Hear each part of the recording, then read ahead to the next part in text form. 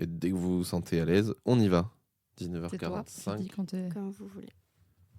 Je suis ready quand vous voulez. Ok. On dira pas qu'on est tous très fatigués. Tu veux lancer? Non. Je te poserai la question à chaque fois. Tous les coups. J'ai entendu. Allez, on va y aller alors.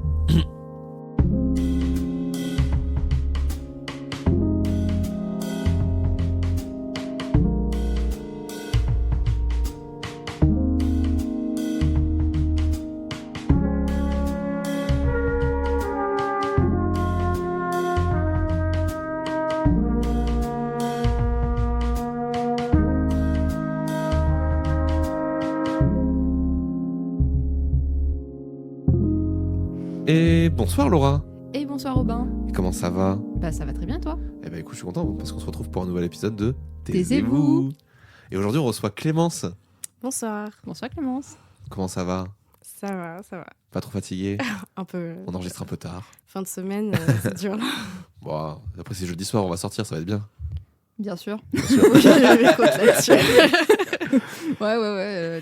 Les momies assis autour de la table, on va vachement sentir, ouais.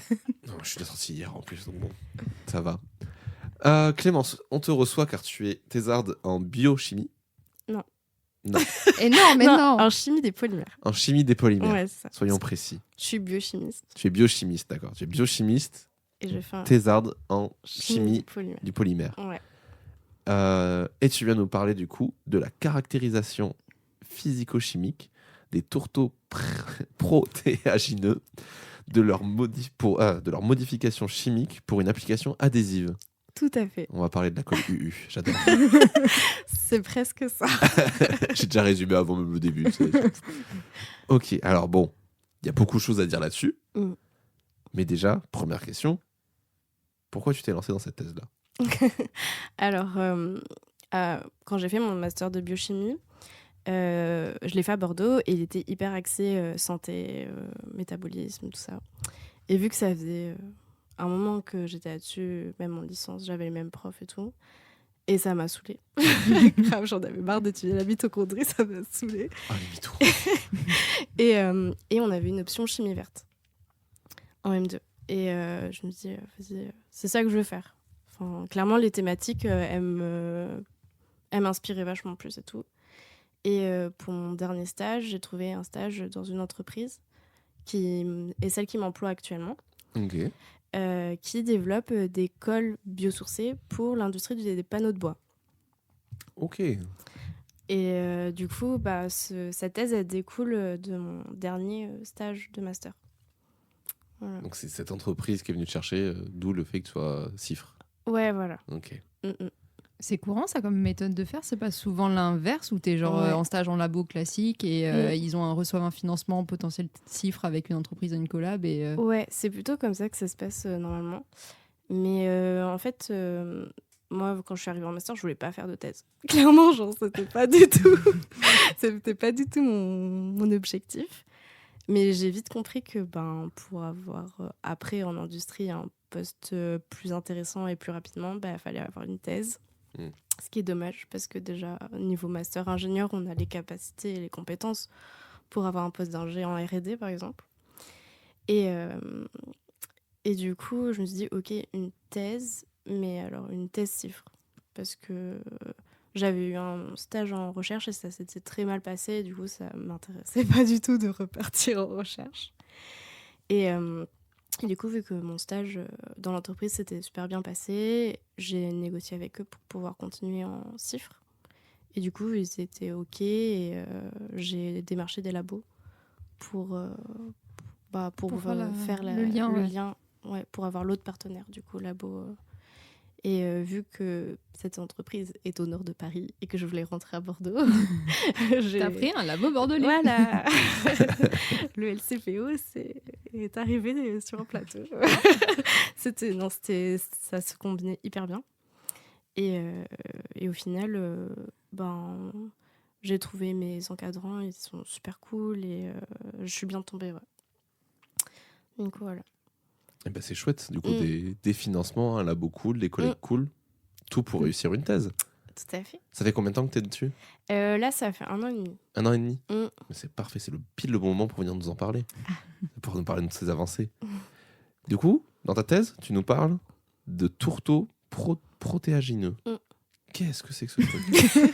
Pour toi, déjà, c'est quoi un tourteau? Un tourteau, c'est une sorte de crabe, Ouais, de c'est ça. crustacé, Je ouais. pense sur un crabe Mais aussi. c'est pas ça. Non, Ouais, ok. Non. Alors déjà, ça commence mal, j'ai envie de mourir. c'est vrai que moi, on pense direct au crabe ou encore, Ouais. genre, tu sais, la pâtisserie. Ouais, le tourteau fromage. fromager. Ouais, voilà. c'est ça. Ah oui. Mm. Non. En fait, le tourteau dont on parle ici, c'est des tourteaux d'oléoprotéagineux, donc qui viennent de tournesol, colza, pois. Ah, ok. Et en fait, quand on presse les graines du colza, on obtient l'huile. Et de l'autre côté, le reste des graines qu'on appelle tourteau. C'est Ok, ça qu'on c'est le appelle tourteau. résidu. Ouais, Ok. c'est le coproduit. Et actuellement, il est un peu valorisé dans la nourriture pour les animaux en agriculture, genre pour les cochons. Mais Ouais. c'est pas très valorisé. Et surtout, les conditions d'extraction de l'huile sur le tournesol, c'est avec des solvants organiques et c'est pas super bon pour les animaux, parce qu'il en reste dans les tourteaux.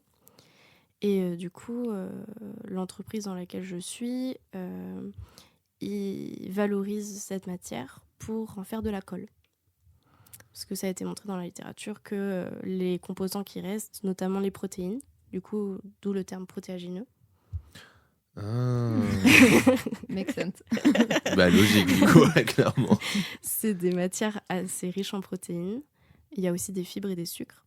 Ouais. Et les protéines, ça colle. Voilà. Il y a à manger et à coller dedans. J'adore. Voilà. Et du coup, ce qui change par rapport à ce qui est fait classiquement, c'est la façon dont sont séparées, dont sont extraites l'huile versus le tourteau, pour que le tourteau ait une meilleure qualité, ou c'est au sein du tourteau, peu importe sa qualité, que vous extrayez des bonnes, vous enlevez les trucs qui sont un peu toxiques et vous gardiez que les trucs. Alors les trucs toxiques, ça ne nous empêche pas de faire de la colle. Ok. Surtout qu'il en reste très très peu et ça c'est pas très grave. Mhm. C'est surtout pour les animaux, vu qu'ils l'ingèrent, Oui. c'est pas top. Mais non, nous on n'a pas besoin de refaire le process de trituration des graines. On utilise vraiment le coproduit tel qu'il est. Et le but c'est, moi le but de ma thèse c'est de comprendre mieux cette matière. Parce que elle est assez complexe, les protéines, les fibres, les sucres. Tout se mélange, c'est Oui. une vraie soupe. Il y a à boire et à manger dedans. Voilà. Et moi, quand j'étais en stage là-bas, je faisais des essais, mais je comprenais pas ce qui se passait parce qu'on comprenait pas bien la matière. On savait pas si vraiment les protéines, c'était ça qui collait, quelles protéines collaient, vu qu'il y a différentes familles là-dedans. Mhm. Du coup, mon taf, c'est ça, de comprendre un peu mieux et d'optimiser la suite, parce que pour qu'une protéine puisse coller, c'est comme le collier de perles, il faut le quand il Défaire. faut le défaire. Ouais. Tu vois, il est tout en... Faut que tu ressortes du Emmêlé. coup chaque polymère pour récupérer ce qui t'intéresse. Voilà, une protéine, c'est un polymère naturel. Ok. C'est classifié comme un polymère naturel dans la nature. Et une protéine, c'est comme un collier tout emmêlé. Ouais. Et pour qu'il colle, en fait, faut le démêler. En fait, on a des... J'adore les métaphores comme ça, c'est génial. on a des groupements chimiques dans les protéines Ouais. qui sont dans les acides aminés. Donc, c'est une perle, c'est un acide aminé qui sont enchaînés pour faire une protéine. Ok. Et en fonction des acides aminés qu'il y a, la protéine est emmêlée d'une certaine façon. Et c'est leur structure. il n'y a qu'une certaine structure qui Non, fait il y que en a ça colle. plein. Non, il y en a plein. En fait, la protéine, en fonction de sa structure, elle a une fonction. Donc là, dans la graine, clairement, sa structure, elle va lui déterminer sa fonction de nutritive pour la future plante en fait, qui va croître de cette graine. Et là, on ne va pas du tout exploiter cette fonction-là de la protéine. On va la dérouler pour pouvoir avoir accès à d'autres groupements chimiques pour les activer et les faire interagir avec le bois pour que ça puisse coller. Ok. Et le but, c'est d'optimiser aussi cette étape de dénaturation, du coup, pour après modifier cette protéine pour qu'elle puisse interagir avec le bois. Ça doit coller quand même super fort pour aller sur du bois. Et bah, C'est donc la bonne question. le problème, c'est qu'on a actuellement, dans l'industrie du bois, on utilise des cols pétro-sourcés. Ah, L'uréformaldéhyde. Et l'uréformaldéhyde, ça a été classé comme composé organique volatile cancérigène. let's go. On est actuellement sur une table en bois pour ceux qui se posent la question. Et les Envie chaises de aussi. canner, Sauf du moi, coup. je suis sur une chaise en beau polymère. Mais bon, enfin, le problème, c'est surtout pour les personnes qui les fabriquent, qui inhalent ça Ouais. à la longueur de journée. Nous, on en inhale dans la maison, mais c'est pas... Enfin, on va pas en mourir. C'est un Voilà. peu comme... Si tu aères chez toi, il n'y a pas de problème. J'aère chez moi tous les jours. Voilà. C'est un peu comme la radioactivité où on est exposé de manière très voilà. faible, mais ceux qui travaillent dans les usines nucléaires ou des choses comme ça sont Ouais, beaucoup c'est plus un peu le sensibles. même... Ouais. Nous aussi, on émet du formaldéhyde. Notre métabolisme, on crée du formaldéhyde. Tu veux dire que vois, je peux coller Je peux être un mec collant, c'est ça que t'es en train de dire? T'es déjà un mec j'ai collant. pas dit ça. Non, non, non, je suis pas un mec collant, c'est faux. Je suis très sage. Et du coup, oui, le but, c'est de remplacer ces cols. Ok. Parce que bientôt, le formaldéhyde, un jour, il sera interdit. Enfin, Bah, c'est plutôt bien parti pour la... ouais, enfin, déjà, il a été classé cancérigène, donc clairement, voilà, puis c'est pétrochimique. Et on pourrait faire de l'uréformaldéhyde biosourcé, mais ça veut dire qu'il faut repenser toute la chaîne de production de l'uréformaldéhyde. Enfin, C'est pas trop la logique actuelle. Non. Et puis, c'est hyper bien ficelé. Tous les déchets, ils sont... Enfin, c'est hyper bien fait. Du coup, c'est ça que c'était une de mes questions. Du coup, en fait, le but de chercher du coup dans les tourteaux protéagineux, c'est parce qu'en fait, c'est des déchets que vous souhaitez réutiliser Ouais. pour essayer de tomber sur du 0% déchets, quoi. Ouais, c'est un peu ça, ouais. Ouais, les revaloriser, leur donner une nouvelle vie, en gros. Et vous pouvez utiliser les plantes qui sont utilisées pour faire tout type d'huile, genre colza, tournesol, palme, ou il y en a que certaines en particulier que vous avez visées? Maintenant, on travaille surtout sur le tournesol. Ouais. On peut travailler sur le colza, mais rien que d'une espèce à l'autre, on n'a pas du tout les mêmes performances adhésives. Logique. Donc, ouais. Et du coup, c'est ça qui m'interpellait un peu. Je comprenais pas trop pourquoi tel type de plante va coller mieux qu'une autre. Et même au niveau de la texture, on n'avait pas du tout... Il y en a qui étaient plus fluides, qui étaient plus massifs, enfin, on prenait en masse et tout. Et du coup, c'est pour ça que je me suis intéressée vraiment à la composition. Et qu'on voyait même des différences au niveau protéique. C'est pas les mêmes familles de protéines. Du coup, ça veut dire que ça va pas être les mêmes structures de protéines. Ouais. Et pas les mêmes fonctions chimiques. Et du coup, c'est ça qui est intéressant, c'est de voir... Du coup, là, j'ai commencé à voir un peu quelle famille de protéines avait vraiment un impact sur l'adhésivité. Donc là, j'ai commencé à mettre un peu en avant la protéine, la famille de protéines qui est intéressante. Et du coup, tu fais quoi? Tu les classes et tu les testes une par famille de protéines, ou tu essaies des combinaisons de protéines pour voir si ça serait pas mieux d'en avoir plusieurs différentes? Je sais pas. Alors là, j'ai fait des extractions protéiques en fait sur mes tourteaux. Et j'ai testé leur capacité adhésive. Ok. Et du coup, j'ai une technique de séparation donc par SDS-page pour voir... Moi, je sais, mais lui, il va falloir... Moi, j'ai rien compris à la dernière phrase, là. Alors, c'est une technique d'électrophorèse qui permet de faire migrer les protéines... D'électro quoi, t'as dit? Voilà. En fait, Électrosourèse. Forez. Forèse. c'est une technique d'analyse. Ok. En fait, c'est un gel... C'est un gel. Mais un mot compliqué, il n'y a pas de souci. Hein, Non, mais c'est le mot C'est juste un gel. C'est Ok. un gel sur lequel on va mettre des solutions protéiques. Ok. Okay. Et avec un courant électrique, on va appliquer un courant électrique. Ouais. Et ça va faire migrer nos protéines dans Ouais. le gel. dans le gel. Ça veut dire qu'elles vont descendre. Et en fonction de là où elles descendent, Ah. Ça indique leur poids moléculaire. Ça permet de séparer Ok. et de savoir quel type de protéines, on les reconnaît à leur poids moléculaire. Du coup, on dit on a une tâche à 50 kg Dalton, qui est le poids d'une protéine. Du coup, ça correspond à tel type de protéine. C'est pas de la molle, du coup. On peut aussi faire un bol, mais les protéines, on dit plutôt en Dalton. Dalton, ok. Du coup, voilà, c'est une technique qui me permet déjà de savoir quelles protéines il y a dans mes tourteaux, et aussi la littérature aussi, bien sûr, qui m'aide beaucoup, et ça me permet de vérifier ça. Et du coup, en fonction des extractions, j'ai pas forcément les mêmes protéines extraites, et du coup, je peux tester. Je peux voir après quand je fais mes tests d'adhésivité. Tiens, il y a tel échantillon qui fonctionne mieux que l'autre. C'était lequel, enfin, quelle protéine il y avait dans celui-là. Ok, je sais. Du coup, ok, donc l'extrait 3, c'est lui qui a telle protéine. Donc, c'est celui-là qui fonctionne le mieux. Donc, je sais que c'est lié à cette protéine-là. Et est-ce que tu sais s'il y a des différences en fonction, par exemple, de la maturation de la plante ? Est-ce que, par exemple, ils font toujours la séparation huile-tourteau sur le même niveau de maturation et donc tu n'aurais pas de différence ?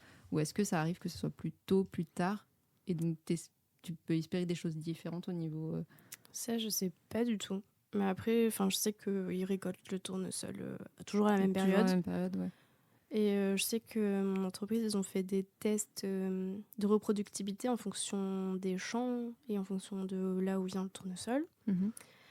Bon, il y a des différences, mais c'est pas, on a toujours la même tendance à peu près. Okay. C'est des trucs un peu négligeables qui permettent quand même, ça te permettra d'avoir à peu près le même niveau de qualité de ta colle à la fin. Ouais, c'est ça.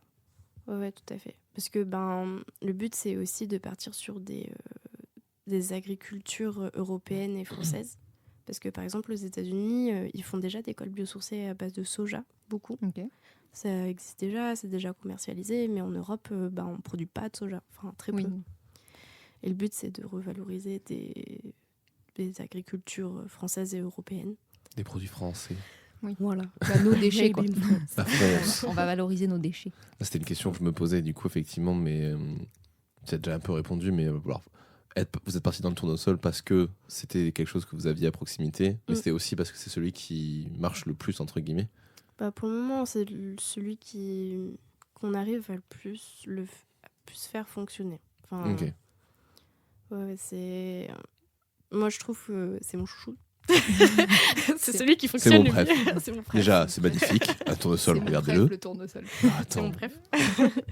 Non, parce qu'en fait, il a des propriétés assez proches du soja.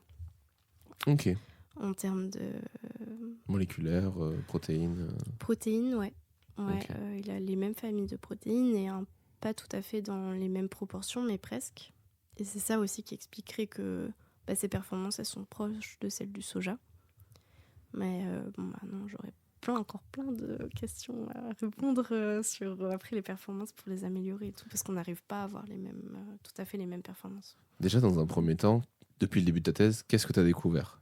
Mis à part que, voilà, comme on disait au début, que c'est le tournesol au final qui semble être l'une des tourteaux les plus adaptés pour votre recherche. Pour le moment, j'ai réussi à mettre en avant, comme je disais tout à l'heure, la famille de protéines qui pour moi est reliée au système d'adhésion.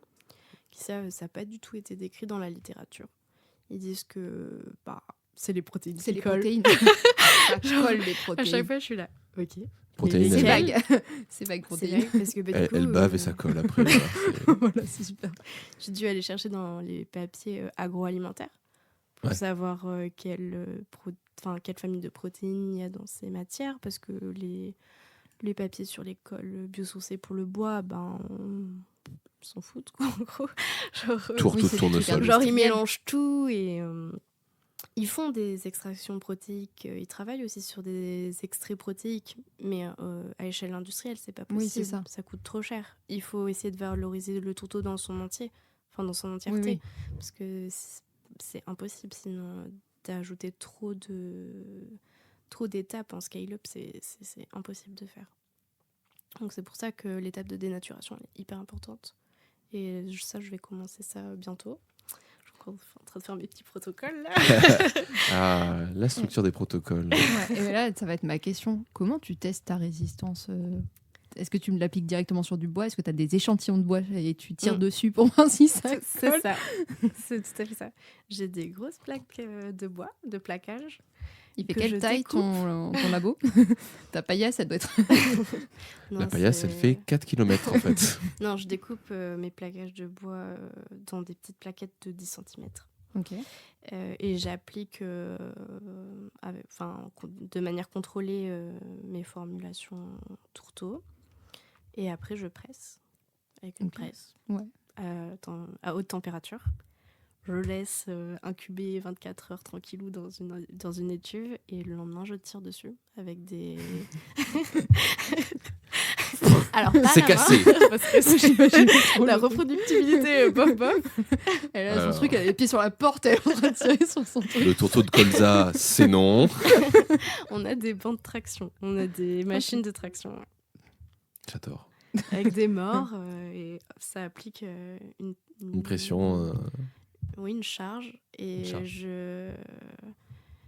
je retiens la charge à la rupture. Donc ça va péter. Le point net de... voilà. Ouais, ok. À partir de temps de force exercée dessus, quoi. Voilà, c'est ça.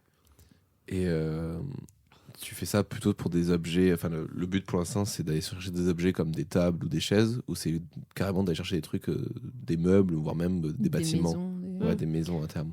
Alors, nous, charpente. c'est pour surtout les panneaux de composites de bois. Donc Genre tout l'aggloméré ce qui est aggloméré, panneaux de particules, MDF, OSB. À tes souhaits. ODD, PNL, Joule. J'ai rien compris à ce random. Désolé, mais vraiment, j'ai rien compris à la dernière phrase. Hein. Tu vois, les maisons américaines, elles sont faites avec des grands panneaux de bois, Ah oui. avec des grandes particules. Les cabanes, les chalets et tout ça. Comme des. C'est Non, des. c'est la des- structure extérieure, tu parles? Oui, la De- structure extérieure. Les maisons blanches, là, les maisons coloniales un peu. Ils utilisent des grands panneaux de bois avec, on le voit sur l'extérieur, des grosses particules orientées. Bon, tu regarderas sur Internet, tu mettras OSB, tu OSB, trouveras ok. direct. OSD. OSB. OSB. Ça commence mal. C'est un logiciel de Tu- streamer, tu- ça. pas- n'a Pas rien à voir. OBS, hein. Ouais, OSB. OSB. Quand tu vas à Leroy Merlin, tu les vois direct. Ok. Les MDF, c'est des panneaux faits avec... mince. C'est pas des particules, mais c'est comme de la drèche de lin, tu vois, un peu. De la drèche. Oh, les mots. C'est comme, comme de la mousse compressée. Ah oui, d'accord. enfin, c'est surtout utilisé dans l'ameublement. Et les panneaux de particules, ben, on le voit... Enfin, ça, c'est fait en panneaux de particules. Oui, Si tu ça va, j'ai bien enlèves- compris que ma table était en toc. Non, non, mais qu'il y a c'est des pas- lacols toxiques Non, dedans. c'est juste que c'est pour ça qu'elle est pas lourde. C'est pas, Oui, c'est bah oui, pas, compris. c'est pas nul. Y a hein. pas de Panneaux jugement de particules, valeur. Il y a des très bons panneaux de particules. hein. C'est-à-dire, sa thèse va servir à faire des panneaux de particules. Critique pas les panneaux de particules. Mais moi, je les critique pas. Moi, je trouve ça très bien. J'ai payé ça pour que dalle, donc ça va. C'est que dalle et c'est quali. Bon, bah voilà, que demande le peuple. Voilà.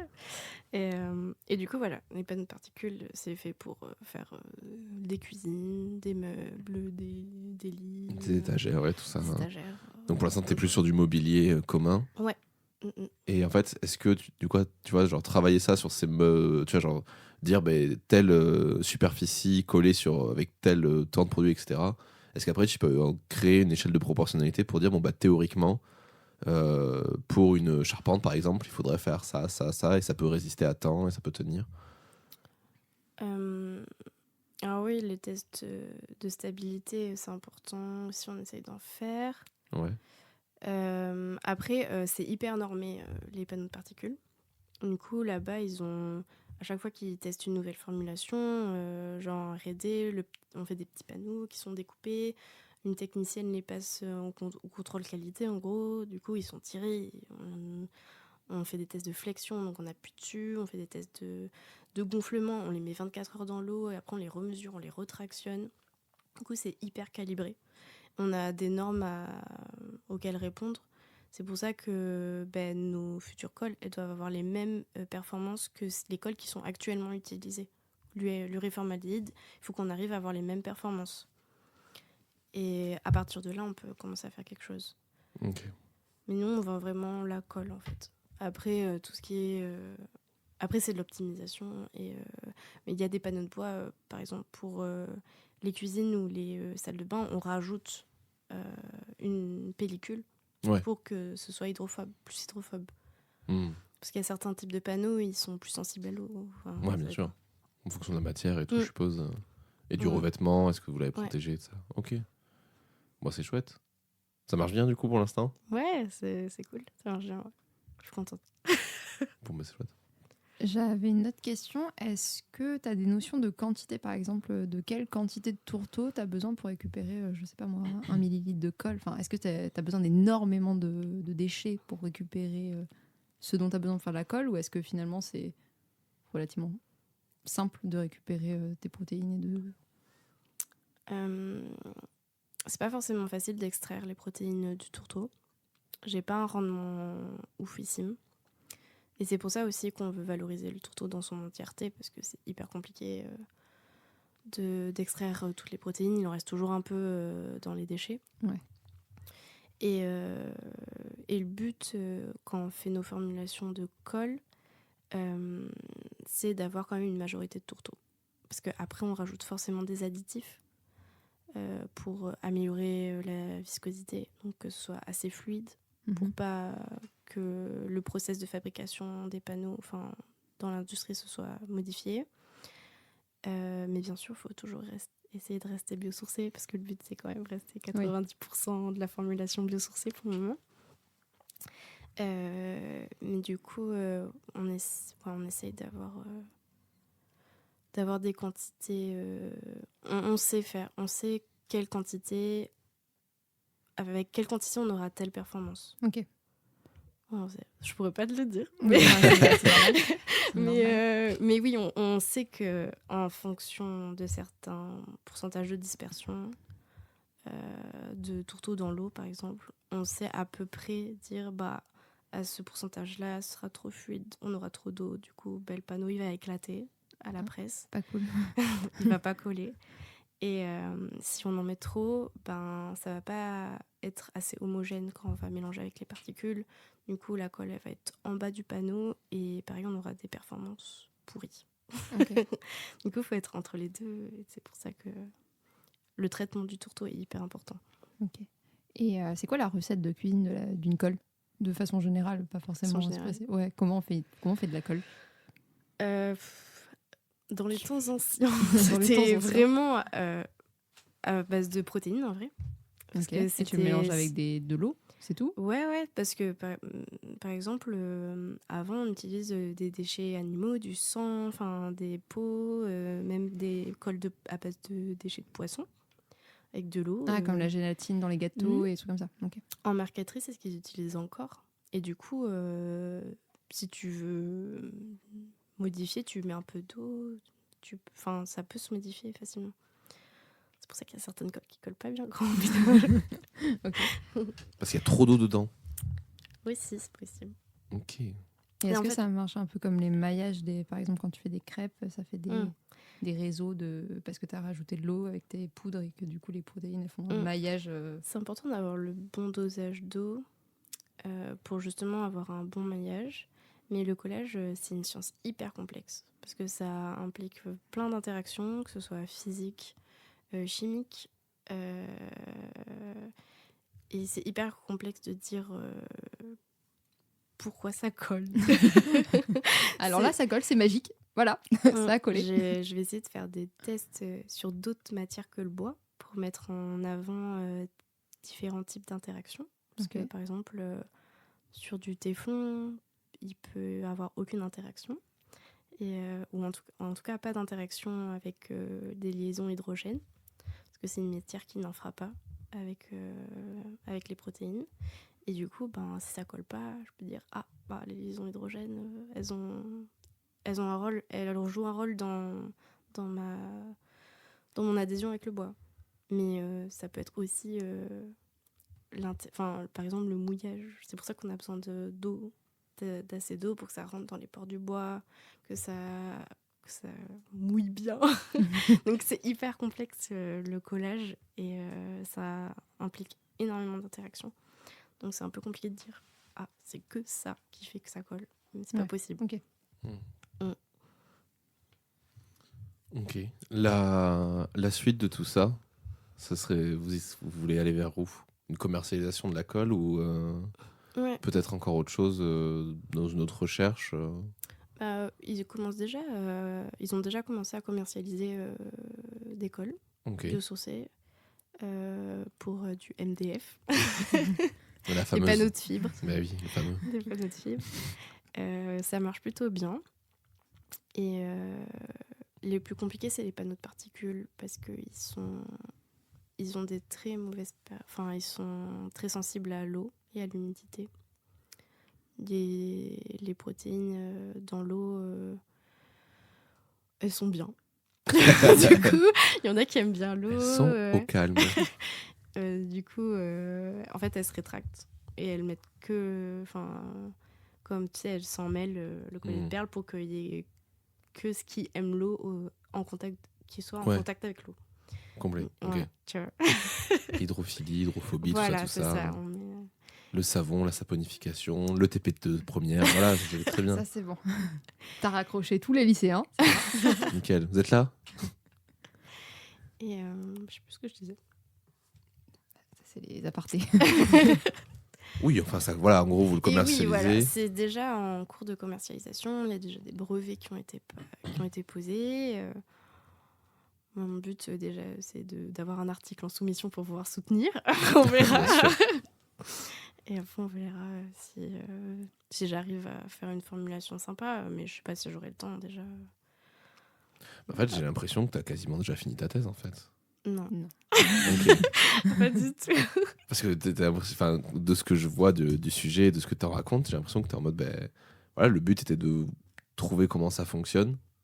J'ai pas tout à fait trouvé. J'ai commencé à dire que c'était telle famille de protéines qui colle.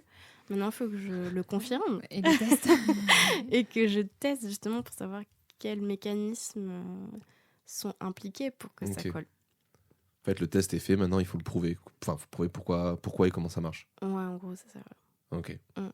Et j'ai tout l'aspect dénaturation à aborder aussi, que j'ai pas commencé. Et que je vais commencer. Qu'est-ce qu'il y a de spécifique à préciser sur la dénaturation? La dénaturation, ça permet de déplier notre protéine pour avoir accès aux groupements chimiques qui sont spécifiques aux acides aminés qui composent les protéines.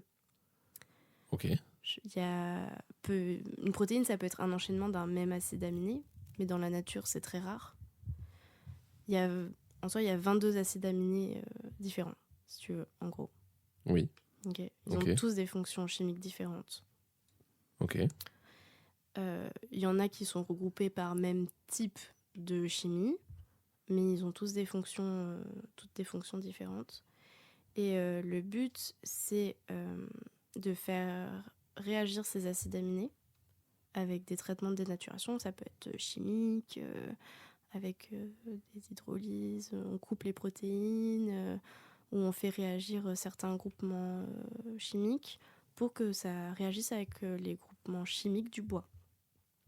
Ok. Et du coup, il faut que je teste différentes choses, que ce soit dénaturation chimique, dénaturation physique, donc par exemple de la température, une haute pression, des ultrasons, des trucs comme ça. Ou alors enzymatique, avec des enzymes qui sont spécifiques, qui viennent couper les protéines en gros. Ok. Pour après dire, dans ces conditions-là, mon tourteau de tournesol, il a les meilleures performances. Ouais. Tu vois, genre pour dire, maintenant vous en faites ce que vous voulez. Ouais, bien sûr. Vous pouvez D'où le caractérisation, c'est en gros, en fait, tu prépares la fiche technique de ton produit, quoi. Voilà, c'est ça, c'est en gros faire un peu, si on met le tourteau dans ces conditions-là, on aura telle performance. Dans d'autres conditions-là, on aura telle performance. Au-delà de tant de degrés, par exemple, il perd en efficacité. Ouais, par exemple. Il peut se dégrader, etc., quoi. Se dénaturer. Se dénaturer. Et c'est ce qu'on veut. Ok. Très intéressant. Est-ce que tu penses qu'on a fait à peu près le tour de ta thèse? Oui, je pense. Bon, maintenant, la question, c'est, à part la thèse, qu'est-ce que tu fais? Plein de trucs. Je fais plein de choses. Est-ce que ta thèse est ta passion, déjà? J'aime beaucoup mon sujet. Ouais. C'est développer un produit biosourcé, qui vient de la nature et tout. Je trouve que c'est hyper intéressant. C'est un peu prise de tête des fois, mais c'est hyper intéressant. C'est dans l'air du temps et tu t'y Ouais. reconnais, quoi. C'est un truc que je veux faire plus tard, rester dans le développement de matériaux biosourcés. Je pense que c'est un truc que je ferai après. Mais c'est pas ce que je fais tous les... une fois que je rentre, c'est bon, quoi. C'est bon, Je ça passe m'a à autre saoulé. Non, je fais de la danse. Ouais. Avant, je faisais beaucoup de musique. J'ai moins le temps. Et puis entre la danse et la thèse, déjà, ça doit être... Ouais, je fais un peu de couture. Je me suis engagée dans une asso qui s'appelle Femmes et Sciences. Cool. Ouais. Je suppose que c'est un truc pour mettre en avant les femmes. Tout à fait. Dans la science. Dans la science, c'est tout à fait ça. On intervient. Là, dernièrement, on est intervenu sur le village de Cap Science. Le village des sciences. Oui, voilà, village des sciences. Merci. Tout simplement. De Cap Science, tout simplement. Village des sciences et femmes. Et du coup, il y avait Femmes et Sciences. Trop bien. On essaye d'intervenir comme ça dans des événements. La dernière fois, on a fait la RoboCup aussi à la Foire internationale de Bordeaux. Oh, cool. Qui sera encore cette année. Ouais, la RoboCup mais ça va Junior. passer alors. Ouais. Et on intervient aussi dans les collèges et lycées pour montrer que les femmes, elles ont leur place en sciences. Montrer, par exemple, expliquer quel cursus on a fait pour être là où on est, parce que clairement, moi, quand j'étais au lycée, ce que je fais actuellement, je savais pas du tout que ça existait. Ouais, bien sûr. Normal. Je pensais pas du tout faire une thèse, je savais même pas ce que c'était, vraiment ce que c'était. Déjà en licence, je voulais pas faire de master, mais alors en master, je voulais pas faire de thèse. Voilà. Et aujourd'hui, je prépare déjà la suite. Du coup, on essaie de faire ça, d'intervenir auprès des jeunes filles, même des jeunes garçons. Bien sûr. Parce qu'il y a plein de domaines en sciences qu'on ne connaît pas et qui sont hyper intéressants. Et il y a une volonté aussi de réhabiliter peut-être aussi d'anciennes scientifiques. Tout à fait. Ouais. Côté très militant aussi, du coup. Ouais. Il y a plein de scientifiques. Genre Marie Curie. Ouais, Rosalind Franklin, quand elle s'est fait voler sa découverte de l'ADN. Ouais. Voilà, c'est dur. C'est ce que fait Manon Bril aussi, comme concept sur TikTok. Ça. Ouais. C'est super bien ce qu'elle fait. Et, les 7 femmes qui se sont fait piquer leur vie. Je sais plus comment c'est dit, mais un truc genre 7 femmes qui se sont fait détruire leur vie par un homme. Tu fais let's go. C'est joyeux. Non, c'était très dur la vie d'une femme. Dans le milieu de la recherche, quand on découvre des choses. En tout cas, à cette époque-là, elles étaient vite réattribuées à un homme, tu vois. Ouais. Il y a, comment elle s'appelle Ovidie, qui en avait parlé dans un de ses projets où elle disait, elle a fait une thèse en sociologie. Et elle disait déjà, je suis une femme qui a fait une thèse, et donc du coup, il y a plein d'hommes qui se rebutent un peu, entre guillemets, à venir à moi, parce que je suis une femme intelligente. Ouais, mais c'est vrai. Ça, on l'a souvent dit ça. Ah bah ça. On m'a reproché d'aimer faire des études et d'en faire. Oh putain. L'enfer. C'était un homme. Oh, tu veux vraiment être intelligente et essayer de progresser, de faire développer dans ce pays des choses progressistes, c'est nul. Oui, mais en plus, c'était... à l'époque, on avait à peu près le même âge, j'étais pas beaucoup plus que Ah ouais. moi. Mais j'ai l'impression que c'est un peu... Ils se sentent menacés, tu vois. Alors, je me sens pas du tout menacé. Non, mais Non, ce genre bien sûr. d'homme se sent menacé. Oui. C'est un peu comme ça que je l'interprète. C'est dommage. En fait, tu as deux choses qui sont un peu complexes, effectivement. Tu as déjà ça, mais après, tu as aussi un autre côté qui est que, c'est tout bête, mais quelqu'un qui est à fond dans ce qu'elle aime va forcément, au bout d'un moment, les journées font 24 heures. Donc tu délaisses forcément d'autres trucs. Et ça peut être aussi un truc qui peut être qui peut toucher. Mais là, c'est plus que la relation homme-femme. C'est en plus la relation sociale, en fait, qui est impactée. Mais ça, il y a des hommes qui font pas la différence. Ouais, c'est sûr. Mais j'avoue, moi, j'adore faire plein de trucs tout le temps. Je suis... c'est difficile. Et c'est vrai que mon copain, des fois, il me dit « Ah, c'est bon, faut que t'arrêtes un peu. » Il y a rien un peu, ouais. Genre... Ouais, en fait, c'est difficile, mais en vrai, T'as dit la que tu faisais de la rupture. musique. Est-ce que tu fais de la guitare? Parce que sinon, elle fait de la Non. guitare couture et là, on a le meilleur. Non, Guitare couture. Dans l'école de guitare couture. non, je fais pas Oh, de guitare. c'était il y a trop longtemps, faut que je Oh là revoie. là, les rêves, les gens. Non, je fais de la Pour l'histoire, je dirais que tu fais de la Flûte guitare. traversière, trop bien. Ouais, mais ça fait longtemps que j'ai Oh. pas touché. Hein. Est-ce que tu sais jouer Stairway to Heaven à la flûte? C'est mon rêve d'entendre quelqu'un jouer Stairway to Heaven à la flûte traversière. Non, bon, écoute, tu me passes la partition, je vais travailler ça. C'est pas très compliqué. En fait, c'est pas très compliqué, mais c'est juste que je trouve ça. Tu vois, genre tout le monde dit Stairway to Heaven à la guitare. Moi, c'est vraiment la flûte traversière dans ce morceau qui me fume. Genre, c'est vraiment trop beau. C'est 4 notes et c'est joué, interprété de manière brillante. Ok, bon, je regarderai. Tu joues plutôt du classique, c'est ça? Non, j'adore jouer des musiques de films. Ah oui. J'adore, ouais. Quand j'étais avant au conservatoire et j'étais au jeune orchestre harmonique. Ok. Et on a fait des musiques de films et j'ai adoré ça. C'était trop bien. Ennio Morricone? Non. Non. C'est souvent un de ceux qui sort en premier. Hans Zimmer. Ouais, Non. Mandy Zimmer, c'est Ouais. très électronique. Après, Je il sais y a pas un si orchestre ça- derrière. Ça serait l'harmonie. Ouais, ça sera orchestre après. Mm. Mais parce qu'en général, dans les comment ça s'appelle, déjà dans les conservatoires, ils aiment bien apparemment séparer les compositeurs de musique de film et les compositeurs de musique classique entre guillemets. Les vrais compositeurs. Les vrais et compositeurs, voilà, il y a un peu un truc Ceux qui ont comme ça. tourné le dos au classique. Et... Et, les et parias. justement, les chefs d'orchestre, en ce moment, les chefs d'orchestre et tout ça essayent un peu de détruire ces idées-là. Mm. Et de réhabiliter que le fait que, par exemple, Ennio Morricone est peut-être un des plus grands compositeurs qu'on ait eu ce siècle-là. Hans Zimmer est pas très loin non plus. Mm. Bon, il est un peu redondant, mais il a quand même fait des trucs incroyables.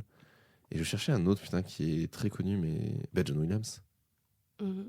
Ouais, c'est vrai. Voilà. C'était la minute musique. Mm. C'est le moment où je brille. C'est le moment où moi je suis là. Oui, bien sûr, la musique. Oui. J'ai plein de musiques dans ma playlist Spotify et la plupart je connais pas les noms. Tout va bien. Je suis un peu ça aussi. J'écoute. Ah. Tu sais, je fais like et ça va dans la playlist like. Du coup, j'ai une playlist de 10 000 morceaux, mais Peut-être pas, je suis pas assez 10 curieuse en musique pour 10 000, ça. c'est beaucoup, vraiment. Genre, même Ouais. moi, je pense que j'ai pas un truc de. Je sais même pas si j'ai 10 000 morceaux, tu vois. Genre, Je sais pas, moi j'en ai pas tant que ça. Enfin, heureusement qu'aujourd'hui, je ne télécharge plus beaucoup parce que les mêmes. putain, à coup de 5 albums par semaine, je pense que là, mon disque dur, il explose à la fin. Ça va, c'est pas le téléchargement Imul de quand on était petit où c'était Non un morceau par heure. Yes, j'ai eu mon morceau de Fatal Bazooka, je suis contente. Ah là là, j'aime trop ton boule. Putain, les rêves de ce soir, merci. hein. C'est On n'a pas mangé, c'est bon. calibré, quali, quoi. Du coup, danse. Quelle danse? Je fais de la street. Ok. Oh putain, je vais partir sur Modern Jazz, tu vois. Ouais, le classique. J'ai le fait classique ou danse. Énormément de classiques, toujours Ouais. au conservatoire. Bien sûr. Et non, après, j'en ai un peu marre. Du coup, j'ai fait du contemporain, du modern jazz, de la zumba. Et puis là, ça fait 2 ans que je fais de la street, j'aime bien. Ok. Du coup, Street, voilà. c'est un peu mélange hip-hop. Je fais pas trop de hip-hop. Contemporain. Là, ils disent... ouais, c'est un peu contemporain, Ok. avec des moves de street et sur de la musique actuelle, ce qu'on dit actuelle. On a mis un morceau des années Genre 60, c'est très Ed actuel. Sheeran, tu vois. genre. Ok. Voilà. Sur Bordeaux, il y a une il y a une petite, enfin pas une grosse, je veux dire, non, une petite scène de danse où c'est comment ça s'appelle, la danse électronique, je crois. Je sais pas trop si tu as suivi ça parce que ces derniers temps, ils en ont beaucoup parlé parce qu'en fait, il y a beaucoup de gens qui se sont posé la question de mais qu'est devenue la tectonique? Rien. Eh ben si en fait. Est-ce que c'est devenu? Non mais en fait, c'est que le truc que c'est devenu, c'est un truc en fait qu'on voit partout Ah et ouais? tout le temps. Et c'est en fait beaucoup de choses qu'on voit dans la rue, c'est beaucoup de la danse déstructurée. Ok. Et alors je crois Donc que c'est on ce a qu'ils gardé appellent. que certains moves et Ouais. on a enlevé la tenue ridicule qu'elle avait. Exactement. Ok. Déjà on a retiré le gel, Oui, première étape. ça fallait absolument retirer le gel. Après on a retiré les mitaines. Oh là là. Je ne dirai rien là-dessus. Oh, t'en as eu beaucoup des mitaines. J'ai beaucoup aimé les mitaines pendant un temps. Mais ouais, en fait, c'est vrai, je sais pas, je pense que ça pourrait te faire kiffer parce que c'est un truc qui est très énergique Ouais. et que, enfin, moi je trouve extrêmement beau. Tu peux trouver de ça. En fait, c'est que c'est un style qui mélange tellement tout. Et je sais pas si tu as vu le film Climax de Gaspard Noé. Non. Ben alors, tu as une première scène d'ouverture du film où c'est des interviews et après, il y a un plan séquence de danse Mhm. et c'est que ça. C'est que de la musique électronique et ça mélange des pas de danse classiques avec du jazz, Mhm. avec des trucs plus électro, très très, je sais pas comment dire, mais limite des spasmes en fait. Et c'est incroyable à voir. Genre, c'est d'une force. Enfin, quand j'ai vu le film au cinéma, alors que c'était pas forcément une bonne idée parce que j'ai quand même eu des bons traumas aussi après derrière. Parce que c'est un thriller de base. Ah, d'accord. Voilà, c'est bon de préciser ça.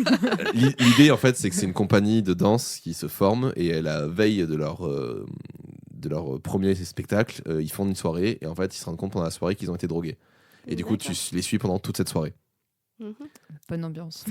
C'est Gaspard Noé, hein, donc c'est Ouais, chelou. ouais. Mais moi, j'adore son cinéma déjà parce que c'est extrêmement beau et bien fait techniquement.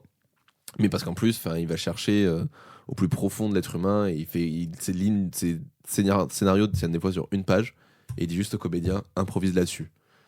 Et alors, des fois, c'est pas ouf. Et des fois, c'est juste du chef-d'œuvre. Genre vraiment, tu vas chercher. Et là, la plupart sont danseurs en plus. Et c'est trop fort. Il y a Kid Smile dedans. Je sais pas si vous connaissez Kid Smile. Oui, Voilà. il était jury dans Drag Race France. Exactement. Et ben par exemple, il y a beaucoup de moves aussi de la communauté drag et LGBT qui ont été incorporés au mouvement de cette danse électronique. Je trouve que c'est vraiment un nom pourri par contre qu'ils ont pris. Je sais plus comment je rechercherai comment ça s'appelle exactement, mais je crois que c'est un truc comme ça. Je crois que ça s'appelle danse électronique. Ok. Pas terrible. Pas terrible. Mais je te conseille de te renseigner un peu Ok, dessus. Et ouais, je pense je qu'à Bordeaux, il y a regarderai. des trucs. C'est super. Cool. Voilà. Bon, ben, c'était chouette comme Ouais. petite digression. Ouais. Moi, j'ai une question. Tu as envie de faire quoi après ta thèse, vu que du coup, la recherche académique, c'est pas ton truc, a priori? Ah bah, entreprise. Ouais. En R&D. R&D. Ouais. Un peu de chômage avant. Non, mais ça, c'est un truc Ça veut prendre des vacances. Ça, c'est un truc commun de tous les gens qui sont des études. Un peu de chômage d'abord, non? On commencerait pas par une petite phase de on Ah fait bah. rien. Enfin, pour mes parents, je chercherai du travail pendant mes périodes de chômage. Promis. D'accord, les parents? D'accord. Je ne serai pas sur YouTube. Non, on ne veut pas Non. profiter du chômage. Je n'ai plus Netflix, promis. Tu regardes pas Netflix? si. En cousin. Je fais plein de choses en même temps. Fais gaffe aux mains quand même. Ah, ça passe. Ok, ouais, donc continue un peu de la recherche, mais en dehors du secteur académique. Ouais, après là, le fait que ça se passe bien dans mon labo, j'ai une meilleure expérience du coup. J'ai trouvé ça mieux, mais c'est vrai que c'est hyper compliqué de continuer dans l'académique. Faut faire des post-doc à répétition, enfin tu dois tout le temps bouger et j'ai pas envie de faire ça. J'ai pas envie de subir ça. Ça me saoule juste, voilà. Je trouve que le cheminement pour avoir un poste permanent au sein d'un labo, c'est aberrant et C'est beaucoup de travail pour pas beaucoup de récompenses au final. Ouais. Et puis je trouve que les postdocs ils sont pas très bien payés. Enfin, ils sont pas bien payés. Enfin, à la valeur de ce qu'ils ont. Tu trouves que le secteur public n'est pas très bien payé? Oh bah. Viens pas regarder chez nous. Non. De toute façon, c'est la grande difficulté. Enfin, c'est la grande difficulté, je trouve, qu'on a aujourd'hui dans la société, c'est que c'est pas fort. Le diplôme, t'es pas payé au diplôme, et t'es pas payé à la connaissance, à la manière d'utiliser tout ça. Et c'est dommage parce que au final, moi, je vois pratiquement tous les doctorants qui soutiennent et qui sont bons après, ils vont dans le privé. Parce que, ou à l'étranger. Ou à l'étranger, parce que le diplôme du doctorat, il est mieux valorisé. Alors qu'on a plein d'excellents chercheurs et on les laisse fuiter ailleurs parce que on n'a rien à leur proposer. Mais ouais, puis de toute façon, c'est dur d'avoir un poste, c'est des postes à vie. Hein. Du coup, il faut avoir de la chance. Ouais. D'avoir quelqu'un qui part à la retraite et t'as ton concours et bim. Ouais, bon, ça c'est quand il laisse le poste viable. Oui, parce qu'en s'il général, il le ferme, ferme le poste. Ouais, Et ils ouvrent des thèses à la place. En disant c'est pas grave. Non, Ouais, non, mais on va fermer les postes, mais on va faire des thésards, c'est bon. On les paye moins cher. Ouais, et moins longtemps. Il y a moins de chercheurs. Du coup, il y a des chercheurs qui ont plus de thèses à encadrer. Il y en a, ils ont je sais pas combien de thèses à encadrer. Enfin, je sais pas comment ils font. C'est autorisé dans chimie, bien sûr, parce que chez nous, on n'a pas trop le droit. Normalement, non, mais je dirais rien là-dessus. Let's go, on balance. Non, mais quand les sous-tombent, ils disent pas non. Ouais, parce que nous, il me semble qu'on a une HDR, une habilitation à diriger les recherches, et ça donne droit à une thèse. Tu peux pas encadrer plusieurs thèses à la fois, en théorie, sur la même HDR. En théorie. En théorie. Ah Après, je sais qu'en psycho, ils font beaucoup ça, mais parce que du coup, comme c'est pas des contrats où ils sont au laboratoire, machin, ils s'arrangent un peu, je pense. Ils ont peut-être pas les mêmes règles qu'en sciences naturelles, on va dire. Puis t'as En France, 5 ans, ouais. Donc c'est beaucoup de la. C'est moins, comme tu dis, c'est moins de labo, donc il y a peut-être moins d'encadrement aussi à faire. Mais nous, on chevauche très rarement les thèses. Genre, tes responsables de thèse, ils avaient que toi. Ah, mais ma directrice de thèse, elle est que moi, oui. Et mon directeur de labo, il a une seule doctorante et il a qu'elle. Ah ouais. La chance que j'avais, en fait. Ah mais nous, c'est pas En du fait, tout on est des comme gros ça. privilégiés en neurosciences. Nous, c'est pas du tout comme ça. Enfin, C'est comme ça. par exemple, j'ai 2 directeurs de thèse. Mon directeur de thèse principal, on est actuellement... On est 5... Si elle compte, c'est mauvais signe. 5 thésardes. Et là, il y en a une qui va bientôt soutenir. Il va avoir un nouveau thésard qui va arriver. Mais souvent, on a genre 2 directeurs de thèse, tu vois. Ouais, ok. Parce que, du coup, est-ce que l'encadrement est bien? Parce que si t'en as 12, à un moment donné, ton encadrement... Moi, je me plains pas. Mais pour certains, je me prononcerai pas. Ouais. Ça veut Parce dire. qu'il y en a, quelque même chose, avec déjà. un seul doctorant, ils galèrent de fou. Donc, Mais t'imagines. après, ça dépend de tes surtout qu'ils donnent capacités des à cours gérer. à mais- côté. Enfin, Oui. ils sont pas forcément tout le Puis temps si c'est ta dispo, tu vois. première thèse aussi, tu paniques au début pour savoir comment tu vas encadrer ton thésard. Après, eux, Mm. ils sont rodés. Ouais, hein. c'est des vieux de la vie érodée, normalement. Ouais, mais après, chaque nouvelle thèse. Pour moi, j'ai l'impression de voir genre, que chaque thèse est différente et que tu te reposes tout le temps Bah, une question. je pense que quand tu es dans un sujet de recherche, que tu fais la même chose depuis 30 ans, Ouais, en vrai, peut-être. tu t'alignes. C'est toujours la Il y a des logique de la thématiques, hein. suite de ce que tu fais. Mm. Tu apprends une nouvelle technique, tu la fais Mm. faire, tu la dérives pendant 5-10 thèses, après tu rechanges et tu te trouves des nouvelles choses à faire, mais globalement, tu avances. Oui, souvent, il y a une thématique avec des thèses qui se suivent. Ok. C'est un mec qui a fini un sujet, ça amène des nouvelles questions, ben, le doctorant suivant, il prend la suite des questions. Ouais, voilà. Oui, Quand ouais, c'est, compris, oui. Quand c'est des thèses bourse ministérielle ou bourse régionale, ou ça, souvent, c'est des sujets de thèse qui se suivent. Les chiffres, c'est différent. Des fois, Oui. ça arrive, il faut que ce soit dans... Moi, je suis bien tombée parce que c'était dans... On a une équipe biosourcée, polymère biosourcée dans mon labo. Mm. Et du coup, ça tombait bien dans cette équipe-là, mais il n'y avait jamais eu avant moi quelqu'un qui bossait sur les tourteaux pour le bois. Ok. Du coup, tu en parles, mais ça veut dire que là, a priori, ta thèse, ça sera à huis clos, par exemple. Pas forcément. Pas forcément. Si je publie et Avant Ouais, ok. et par exemple, s'ils sortent un brevet avant, il n'y aura pas besoin. C'est le temps de sortir la thèse, du coup, dont vous parlez. Non, parce La qu'en fait, soutenance. la soutenance de thèse, parfois, elle peut être à huis clos, c'est-à-dire qu'il n'y a Ah que oui. les membres de l'entreprise et les membres du jury qui ont le droit d'être là, et tu n'as pas le Ok. droit d'avoir un public, parce que Ouais. justement, c'est des données confidentielles. Il y a certaines entreprises qui sont hyper à cheval là-dessus et qui, dès le début, tu sais que tu soutiendras à huis clos. Mais c'est dur, Ok. je trouve, à huis clos, parce que t'es qu'avec les jurys. Ouais, c'est un peu... Et t'as pas ta famille dans l'assistance. T'as pas le soutien Ouais. des t'as gens pas qui ton font labo. c'est bien. Je trouve que c'est dur. Et en même temps, toi, ce que tu parlais, c'est l'embargo. Le fait Oui, de, ça se de fait. mettre... L'embargo, ça, oui, mais ça, pardon. moi, je l'ai fait pour ma thèse, par exemple. Ça, c'est Ouais. souvent parce que tu as des données que tu mets dans ta thèse comme des résultats qui sont pas encore publiés, même si tu les mets sous format d'articles, qui sont pas publiés. Et du coup, pour éviter de se faire piquer les idées, pour éviter que les gens recopient ton travail parce que ta thèse est publique, et ben, tu mets un temps pendant lequel tu peux l'avoir que version papier, mais tu peux pas l'avoir en version numérique en ligne. Mais il y a un embargo, mais je suppose qu'à la fin de votre thèse, de votre soutenance, il y a une forme de droit d'auteur qui est posée sur votre thèse, non? Je suis pas sûre qu'elles nous appartiennent totalement. Non, moi, je dirais que c'est plutôt l'université Ouais, et le labo c'est qui ont les droits dessus. l'université et les financeurs qui Ok. ont le droit dessus, je pense. Moi, c'est pas les financeurs, a priori, vu que les financeurs, ils sont toujours indépendants des recherches. Mais moi, je dirais que c'est plutôt l'université CNRS pour moi. Mais du coup, comment ils pourraient venir piquer un truc si C'est parce l'université que, la main dessus? imaginons, toi, t'as testé, t'as mis en place un nouveau protocole avec des idées hyper novatrices. Ah, ok, ouais. T'as pas publié ce protocole, t'as pas publié tes résultats, c'est juste, t'as toute la feuille de route, ta recette de cuisine dans ta thèse cadeau avec juste des résultats préliminaires. Le mec, il arrive, il lit le truc, il fait la même chose, il a 1000 financements, il publie, et ben voilà. Et c'est fini. Ok. Et toi, tu publierais jamais avec tes 3 sujets. C'est mort.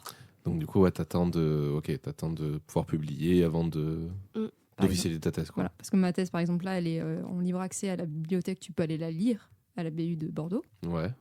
en format papier, mais elle n'est pas disponible en ligne. elle sera disponible en ligne en avril 2023, je crois. Ok. Oui, ça se fait beaucoup, ça. Ok, c'est très intéressant tout ça. Voilà. Super. Est-ce que ce serait pas l'heure d'une interro De l'interro. Interro. Est-ce que je dis l'interro de Roro ou l'interro de Robin? C'est toi qui décides. Qu'est-ce que tu préfères? Lequel est le plus ridicule ou le plus mignon ou le plus... Roro, c'est pas mal. Eh ben, c'est l'interro de Roro. C'est parti. C'est l'interro de Robin. Le sujet de ta thèse consiste, de ce que j'ai compris, en la compréhension et du coup c'est caractérisation, mais du coup il faut que je change le mot caractérisation, en la compréhension et la définition des caractéristiques de l'utilisation d'une protéine issue des tourteaux végétaux pour une utilisation à but de colle adhésif, à but de soutien, en gros de nouveaux matériaux en fait, bio-végétal. Non, peut-être pas bio-végétal, c'est un peu tout much ça. C'est pas un nouveau matériau parce que la colle ça existe déjà. Ouais. Mais c'est un peu réinventer la colle si tu veux. Ok. Ok, moi je vois bien. C'est réinventer un matériau, dans le but de réinventer un matériau qu'on connaît déjà, quoi. Ouais. Ok. Pour coller du bois. Pour coller du bois. Oui, pour coller du bois. On verra plus tard. Ça Si peut ça coller colle autre chose. Ouais, voilà. Peut-être. Hein. Du Peut-être. béton. Peut-être. Ça serait fou. Là, on est sur du bois, mais à long terme. Si tu arrives à recoller le béton de Lisa, le béton écologique, je pense que vous pouvez faire un Vous allez mix faire... de Non, trucs. mais On va mettre en commun les plus de champs de tournesol à Bordeaux et là, c'est réglé. On peut construire des Est-ce qu'il bâtiments y a ad quelqu'un vitam en biologie aeternam. végétale qui travaille sur les En plus, C'est tournesols? joli les tournesols. C'est joli, ouais. Bon, ça va, ils sont en Charente, c'est pas très loin. Ouais, il y en a partout. Ouais, on n'a pas beaucoup par chez nous, on a beaucoup de vignes. Oui, ça, oui. Ouais, ça va changer. Et dans les prochaines tourteaux de années. raisin, ils font pas des bonnes colles. Aucune idée. Mais après, Aucune c'est pas des oléoprotéagineux, donc à mon avis, ils sont pas très riches en prot. Ah ouais. Tant pis. Prendra du poulet, il y a plein de protéines dans le poulet. C'est plus végétal là. On a perdu l'idée de base. Mince, oui, pardon, excusez-moi, j'ai oublié ça. Bon, ben Clémence, merci beaucoup d'être venue. Ouais, merci. On va passer juste aux recommandations avant de terminer du coup ce podcast. Est-ce que tu as un petit truc à nous recommander En ce moment, j'écoute beaucoup le podcast Les couilles sur la table. Ah, Parce que il y a eu des événements et tout qui ont fait que en ce moment, je m'intéresse vachement à ça et je trouve ça hyper intéressant, l'étude de la masculinité. Ça m'a remis en perspective énormément de choses. ouais, moi tu m'étonnes. Et ça m'a fait comprendre beaucoup de choses. Du coup, ouais, les couilles sur la table, c'est super. Victoire. Tuaillon. Je vais vérifier. Je crois que c'est ça. Mais je crois que c'est ça, oui. Ouais. Et après. Ah oui, récemment, j'ai découvert une rappeuse qui est pas très très connue, je crois, qui s'appelle Bro. B-R-O tréma. Oh oui, ça me dit quelque chose, ça. Et j'adore ce qu'elle fait. Alors, Je vous crois avez que pas ça- l'image, mais alors la tête du musicien qui s'est réveillé. Oh oui, je Genre, connais ça. La musique qu'il y a derrière et même ses textes, je trouve qu'ils sont super sympas. Et c'est très féministe. Hein. Oui. C'est un peu mon bail. Étonnamment. On a capté, ouais. Quand les recos 1, c'est les couilles sur la table. Tu Ouais, fais, ouais, bon. je crois que j'avais écouté Oui. 2-3 morceaux d'elle. J'ai Et pas... son dernier album, il est top. Enfin, moi, j'aime beaucoup. Cassandre. Ouais. Ok. Cassandre de Bro, B-R-O tréma. Ouais. Oui, Jupe. Oui. Ça, Jupe, je crois que je l'ai écouté. Ça a l'air très très bien. Ouais, ça a l'air très très chouette. Et toi, Robin, que nous recommandes-tu? Oh bah écoute, si on reste dans les trucs féministes, je vais recommander aussi un truc féministe. Moi, je suis retombé il y a pas longtemps sur des vidéos Instagram qui reprenaient des extraits de films et de séries, et notamment une série qui m'a brisé le cœur, qui est incroyable, qui s'appelle Fleabag. Ah oui, Je sais pas du tout si vous avez maté ça. trop bien, Fleabag. Trop, C'est trop bien. écrit, réalisé et interprété par Phoebe. Phoebe. Je vais chercher les noms parce que Ah, moi, les noms, j'ai pas. c'est une comédienne anglaise et Ouais. en fait, c'est 2 saisons sur en gros la vie d'une femme de 30 ans. Ouais. Et tu vois, genre, c'est ce qu'on disait là sur remettre les femmes à leur place et de, tu vois, genre de pouvoir dire, bon voilà, elles peuvent faire tout, en fait, arrêtons d'essayer de leur piquer leur taf. Elle, voilà, Phoebe Waller-Bridge, cette femme est incroyable, et en fait, voilà, elle est elle est au moins elle n'est pas la réalisation, elle est scénariste et interprète sur cette propre série. Une mini-série donc de 2 saisons de 6 épisodes à chaque fois. Ouais. Et alors la saison 1 est traumatique juste parce que genre, l'histoire qui est racontée est horrible. Et la saison 2 est une histoire d'amour. Okay. J'adore les histoires d'amour. J'aime pas comment ça se termine celle-là. C'est une histoire vraiment particulière celle-là. Elle est géniale. Donc, si on veut spoiler un tout petit peu. Mais non, on spoil pas. On ne spoil pas. Non, on spoil j'ai pas. pas vu. Elle est beaucoup trop bien cette série pour qu'on la spoil. C'est non. Non, mais c'était pour spoiler Refus. l'histoire d'amour. Refus. De qui elle est amoureuse. Prison. Oust. Non, voilà, alors c'est pas non plus tout à fait récent. Hein. Je crois que la saison 1 est de 2016 et la dernière était de 2019. Je crois qu'elle a remporté 3 ou 4 ou 5 Emmy. Nous, on l'avait maté. Je sais pas si elle est pas. Elle était sur Canal Plus pendant un temps, je crois. Okay. Sur Prime aussi, elle était. Sur Prime, c'est ça. Et voilà, et c'est juste un chef-d'œuvre et puis voilà. Hein. Et tout il passe. Ok, Fleabag. Fleabag, ouais. ouais. F-L-E-A-B-U-G. Non, pas B-A-G. BAG. Ok. Voilà. Et ça a été adapté en France par Camille Cotin sous le nom de Mouche. Et c'est apparemment très mauvais. Donc je vous conseille vraiment la version anglaise. Okay. Voilà, je ne doute pas du talent potentiel comique et humoristique de Camille Cotin. Je pense pas que la faute vienne de son côté à elle. Je pense qu'elle vient vraiment d'un côté d'un studio qui a voulu piquer un truc qui marche et l'adapter sans réfléchir. Un des gros problèmes de notre audiovisuel français. Ouais. Mais bon, voilà, ouais, je vais vous recommander Fleabag. C'est très très chouette et en fait j'ai envie de me refaire la série en entier tellement c'est cool. Je vais regarder ça. Âme sensible, s'abstenir un petit peu parce que forcément aussi c'est pas évident. Ça parle un peu quand même de santé mentale, donc bon voilà. C'est pas joyeux quoi. Non, c'est très très drôle. Moi ça me fait mourir de rire, mais c'est l'humour de gêne de The Office puissance 10 000. Ouais. Genre vraiment c'est cringe. Gênant. Ouais, c'est très cringe. C'est gênant. L'humour à l'anglaise. Et tout à fait. Et il n'y aura pas de saison 3 et j'ai vu une super vidéo analytique qui expliquait pourquoi il n'y aura pas de saison 3. Et c'est génial. C'est-à-dire que même ça, c'est scénarisé, écrit, raconté. C'est incroyable. En fait, l'une des particularités de Fleabag, c'est que Fleabag brise très régulièrement le 4e mur. Ouais. Ok. Et en gros, il se dit un truc ou elle dit un truc et elle se retourne vers nous, genre en mode. Et elle a juste un jeu de grimaces qui est incroyable. J'adore. Elle est très expressive au niveau du visage. Elle est très drôle. Elle est incroyable.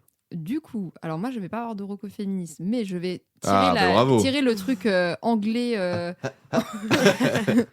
anglais pas très joyeux, et je vais recommander Afterlife avec Ricky Gervais, putain. Voilà.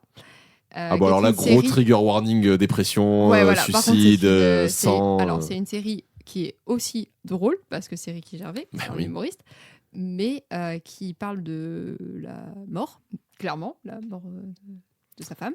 Ouais. Et c'est le parcours de vie d'un homme qui vient de perdre sa femme et c'est son histoire à lui et comment il le vit et il le gère et à quel point il est dans l'humour noir constant et dans la dépression et dans voilà. Okay. C'est une des meilleures mises en scène de la routine, je trouve. Ça fait chialer terrible.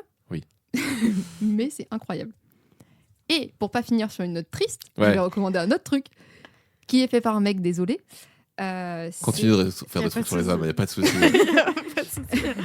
C'est Marc Tourneboeuf, qui est un comédien humoriste français et qui a une chaîne Instagram, enfin un compte Instagram sur lequel il poste des vidéos où il se filme 2 fois comme une interview, comme une discussion entre 2 personnes qui ne se comprennent pas. Et en fait, il utilise les doubles sens des mots pour alimenter cette discussion incompréhensible entre 2 personnes. Et c'est extrêmement drôle parce que ça joue sur les jeux de mots, sur les doubles sens, etc. Okay. Et moi, il me fait beaucoup, beaucoup, beaucoup rire. C'est très, très drôle. Voilà. Donc, Marc Tourneboeuf. Okay. Comme un bœuf qui tourne. Exactement. Voilà. On a dû certainement jamais lui faire cette blague, donc c'est cool. J'imagine. Mais il fait des spectacles aussi parce qu'il avait un spectacle au Festival d'Avignon cet été que j'ai pas vu parce que j'étais pas à Avignon pour le Festival d'Avignon. Moi, je vais à Avignon pour le Frames. Parce qu'on est des geeks. Voilà. Donc on vient pas voir du théâtre, on vient voir des youtubeurs. Mais on viendra un jour, on y arrivera. Voilà. Mais donc a priori, il fait aussi des spectacles. Je serais bien curieuse de voir ça. Ça doit être très sympa. On te laisse une petite carte de Taisez-vous. Voilà, qui ne sont pas encore personnalisées. On va bientôt en faire des comme ça personnalisées. Mais déjà, tu pourras retrouver du coup le lien de ton interview au dos avec le petit Waouh. QR code. Trop bien. Parce qu'on est trop à la pointe de la technologie ici. Ah ouais. On a des On est dans bouts la de carton. recherche. On a des bouts de carton avec fort. des QR codes. Let's go. Bon voilà, bah écoutez, si cet épisode vous a plu, mais qu'est-ce que vous pouvez bien faire? Eh ben, vous pouvez nous retrouver sur toutes les plateformes de podcast, notamment Deezer, Apple Podcast, Spotify. Vous pouvez évidemment mettre 5 étoiles si cet épisode vous a plu Tout à et fait. mettre des commentaires, ça aide au référencement et ça fait vivre le podcast. Ça c'est sympa. Voilà, c'est parce qu'on est gentil et drôle. Oui. Ouais. Surtout gentil, pas très drôle. Si, on fait des super blagues. Et quoi d'autre? Vous pouvez aussi retrouver les autres podcasts de Audio Mori. Robin lève les mains et est très content quand je dis ça. Dans lesquels il y a aussi Toujours dans les beaucoup qui parlent de sexe et de sexualité. Parce qu'à force de l'entendre dire qui parle de sexe et de sexualité, on je dit finis par sexe le dire. et sexualité. Voilà. Parce qu'on parle de sexe et de sexualité, en Voilà. vérité. Ce n'est pas la même Et chose. Divine Feminine, qui est son journal intime de ces histoires d'amour un peu romancées.